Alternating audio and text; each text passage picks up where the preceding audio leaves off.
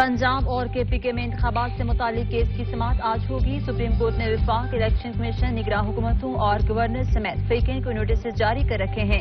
शफाफ इंतखाबात के लिए PTI और हुकूमत से पुरअमन रहने की यकीन दहानी मांगी।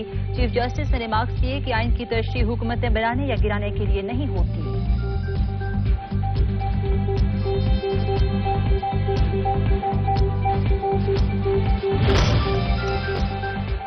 इलेक्शन कमीशन में PTI ममनुआ फंडिंग केस और इमरान खान, फवाद चौधरी, असद उमर के खिलाफ तौहीन इलेक्शन कमीशन के केस की समाअत आज होगी।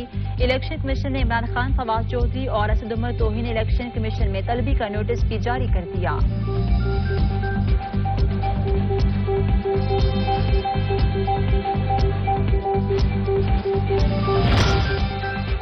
सिंध के वज़ीर इत्तलात शजील मेमन कहते हैं, फवाद चौधरी पीपल्स पार्टी और बिलावल भुट्टो की फिक्र छोड़ दें, अपने मुस्तकबिल का सोचें। इमरान खान की सियासत दफन हो चुकी, जिसकी झलक मीनार पाकिस्तान के जलसे में सबने देख ली। अब PTI अपना हशर देकर हर दरवाजे पर मुज़ाकरात की भीख मांग रही है।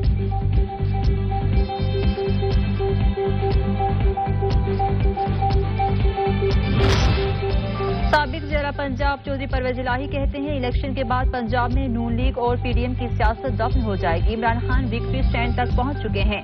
परवेज इलाही ने हुकूमत की जानिब से मुफ्त आटे की तकसीम को दिखावा करार दे दिया।